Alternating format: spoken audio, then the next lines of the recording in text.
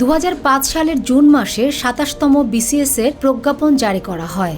এরপর বিভিন্ন ধাপ অতিক্রম করে 21শে জানুয়ারি 2007 সালে ফখরুদ্দিনের তত্ত্বাবধায়ক সরকারের আমলে এর চূড়ান্ত ফলাফল প্রকাশিত হয়। পরে শুধুমাত্র সন্দেহের অজুহাতে BCS এর মতো গুরুত্বপূর্ণ একটি ফলাফল বাতিল করা হয়।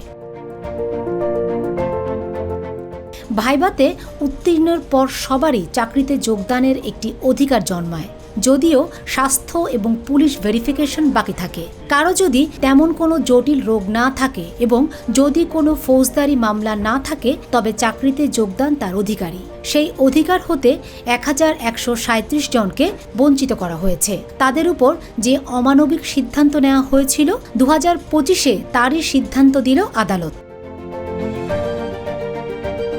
17 বছর আগে 27তম BCS-এ নিয়োগ বঞ্চিত 1137 জনের চাকরি ফেরত নির্দেশ দিয়েছেন আপিল বিভাগ। বৃহস্পতিবার 20 ফেব্রুয়ারি এ বিষয়ে আপিল শুনানি শেষে প্রধান বিচারপতি ডক্টর সৈয়দ রেফাত আহমেদের নেতৃত্বে 5 বিচারপতির আপিল বেঞ্চ এ রায় দেন।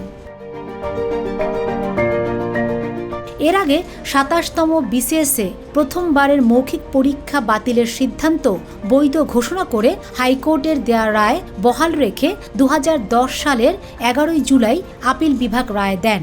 এ রায় পুনর্বিবেচনা চেয়ে 1137 জনের পক্ষে 140 জন গত বছর পৃথক আবেদন করেন। শুনানি নিয়ে গত বছরের 7 নভেম্বর আপিল বিভাগ লিভ টু আপিল মঞ্জুর করে আদেশ দেন। এরই ধারাবাহিকতায় পৃথক 3টি আপিলের উপর শুনানি হয়।